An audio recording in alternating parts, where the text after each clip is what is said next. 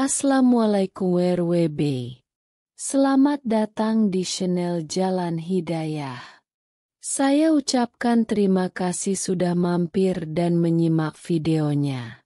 Semoga berkah dan bermanfaat. Video ini hanya berisi kajian dan informasi bermanfaat, tidak ada unsur mengajak atau bujukan maupun yang lainnya. Gambar hanya berisi ilustrasi semata. Semoga bisa menambah wawasan saudara semuanya. Pemirsa Jalan Hidayah yang saya hormati, zaman edan. Begitulah sebagian orang menyebut masa yang penuh dengan tipu daya dan cobaan keimanan. Kita sering menyaksikan orang yang sebelumnya beriman, namun kemudian menanggalkan keimanannya karena berbagai faktor. Ada yang melepas keyakinannya karena mencintai seseorang yang berbeda agama.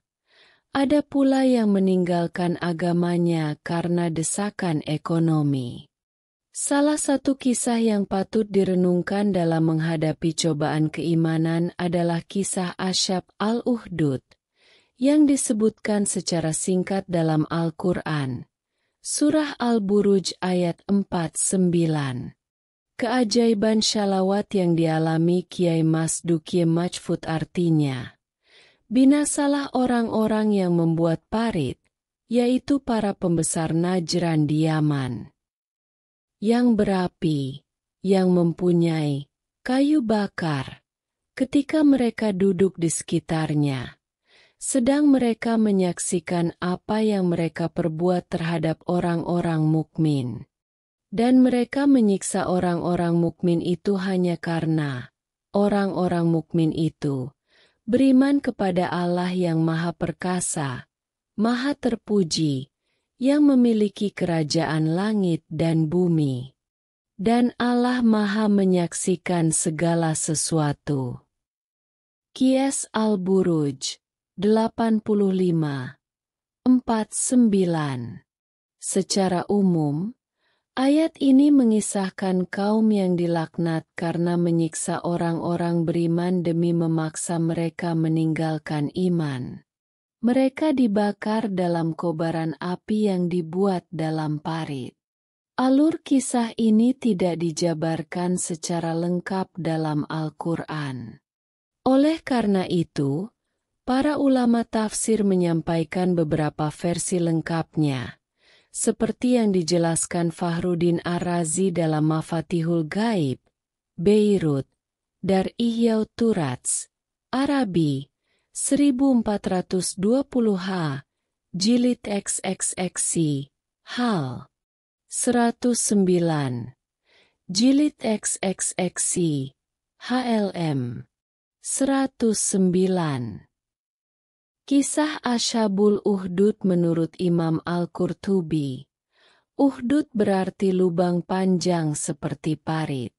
Secara historis, kisah ini terjadi di Najran, Yaman, pada masa transisi antara Nabi Isa AS dan Nabi Muhammad Shallallahu Alaihi Wasallam.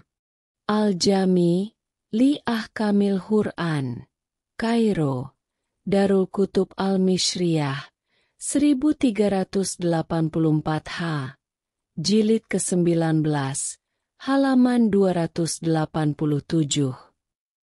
Dalam Syahih Muslim, disebutkan bahwa ada seorang raja zalim yang mengaku sebagai Tuhan dan memiliki tukang sihir. Saat si penyihir menua, ia meminta sang raja mencari pemuda cerdas untuk dijadikan murid. Pemuda ini setiap hari pergi belajar sihir, namun di tengah perjalanan ia kerap mampir ke rumah seorang pendeta untuk belajar agama dan mengadukan keresahan hatinya. Baca juga kisah Nabi Khidir dan keberkahan ibadah hingga 7 turunan. Suatu hari, di jalan, seekor binatang buas menghalangi jalan. Pemuda itu berdoa, "Ya Allah, jika Engkau lebih ridha kepada pendeta daripada tukang sihir, maka bunuhlah hewan ini. Dengan izin Allah, hewan itu mati seketika setelah dilempar batu. Setelah peristiwa itu, pemuda tersebut dikaruniai kemampuan menyembuhkan penyakit. Popularitasnya menyebar hingga seorang menteri raja yang buta datang memintanya menyembuhkan penyakit dengan imbalan hadiah besar. Pemuda itu menegaskan bahwa kesembuhan datang dari Allah, dan menteri itu harus beriman terlebih dahulu. Setelah beriman atas doa pemuda itu, ia sembuh. Raja yang mengetahui hal ini menjadi murka. Menteri dan pendeta pun dihukum dengan digergaji hingga tubuh mereka terbelah dua. Sementara pemuda tadi dihukum dengan cara berbeda. Dilempar dari gunung dan ditenggelamkan di laut. Namun Allah menyelamatkannya setiap kali. Akhirnya pemuda itu menawarkan solusi untuk membunuhnya. Ia hanya akan mati jika seluruh rakyat menyaksikan dan melepaskan anak panah dengan mengucap, Bismillah Rabbi al-Ghulam. Sang raja mengikuti petunjuk itu, dan pemuda tersebut wafat. Baca juga kisah kematian Alkamah yang mementingkan istri daripada ibunya. Namun, keajaiban itu justru membuat semua rakyat beriman kepada Allah. Raja yang murka kemudian menggali parit besar, menyalakan api di dalamnya, dan menguji keimanan rakyat.